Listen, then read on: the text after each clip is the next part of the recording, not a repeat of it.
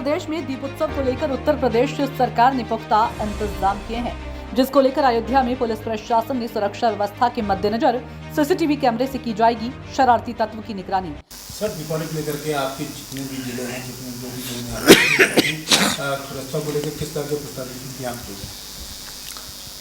देखिए, दीपावली के अवसर पर हमारे सभी जनपदों में बाज़ारों में काफ़ी भीड़ होती है। इसको देखते हुए और मंदिरों में भी काफ़ी लोग दर्शन के लिए जाते हैं। अयोध्या में विशेष कार्यक्रम आयोजित किए जाते हैं। इस सबको दृष्टिगत रखते हुए हमने सभी जनपदों में पुलिस की पैदल गश्त और पेट्रोलिंग की विशेष व्यवस्थाएं बनवाई हैं।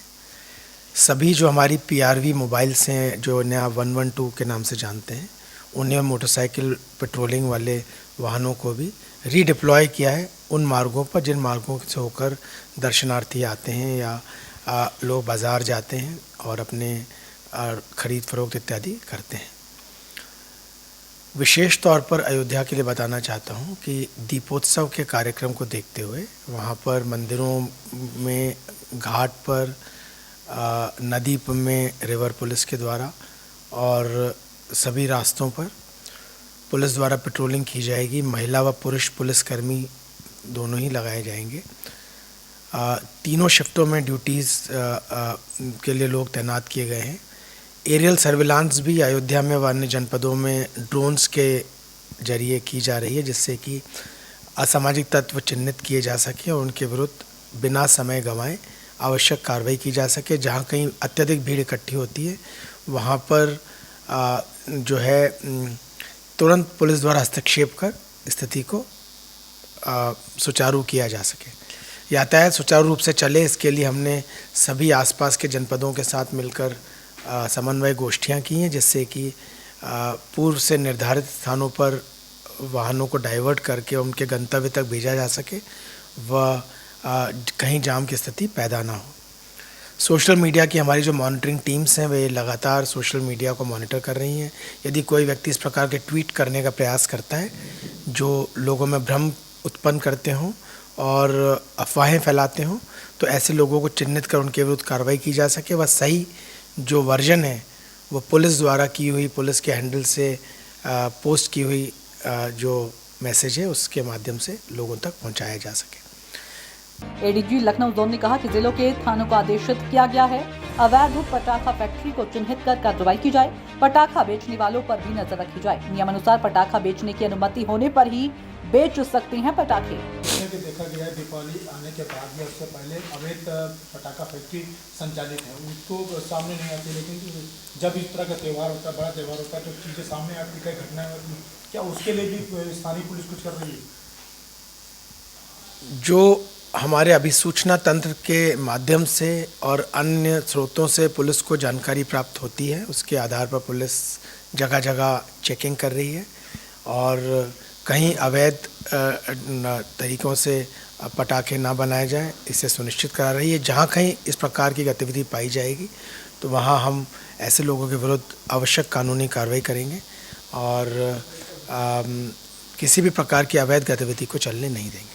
सर, मानक क्या है पटाखे बेचने के? क्या मानक होने चाहिए और किस तरह की जो अवैध फैक्ट्रियाँ चल रही हैं किस तरह के मानक हैं? देखिए, पटाखे बेचने के लिए लाइसेंस लिया जाना आवश्यक है। वह लाइसेंस संबंधित जनपदों के प्रशासनिक अधिकारियों द्वारा प्रदान किया जाता है। कमिश्नरेट में उसे पुलिस कमिश्नर कार्यालय द्वारा प्रदान किया जाता है।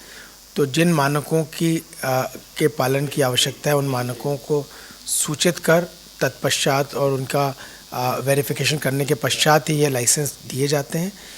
पटाखों के मैन्युफैक्चर करने के लाइसेंस इस क्षेत्र में कहीं नहीं दिए गए हैं और जहाँ कहीं पर भी लोग डिस्ट्रीब्यूशन के लिए पटाखे बाहर से लाते हैं, उनको लाने के तरीके भी बताए गए हैं, उनको स्टोर करने के तरीके भी बताए गए हैं, किस प्रकार से दुकान लगाई जाए, कहाँ पर लगाई जाए,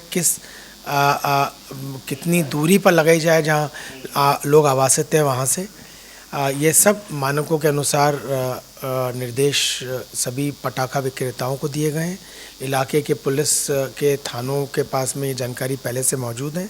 फायर सर्विस के जो अधिकारी हैं वे भी सुनिश्चित करते हैं कि पटाखों की दुकानें लगते समय कहीं कोई दुर्घटना न हो जाए। दुर्घटनाओं से बचाव की सभी प्रक्रियाएं जो हैं वो लोग अपनाएं। इसके लिए वे भी अपना नो ऑब्जेक्शन सर्टिफिकेट देते हैं।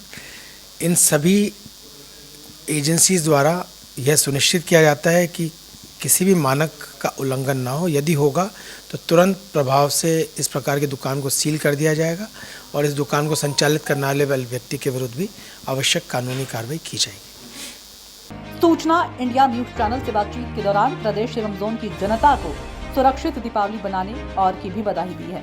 देखिए मोहम्मद नसीर की रिपोर्ट। हम सभी प्रतिबद्ध हैं कि हम शांतिपूर्ण ढंग से सारे जनपदों में दिवाली के सभी धार्मिक कार्यक्रमों को संपन्न कराएं। लोगों को दिवाली के त्यौहार के अवसर पर सुरक्षा की अनुभूति हो, किसी प्रकार की समस्या किसी भी व्यक्ति को ना हो।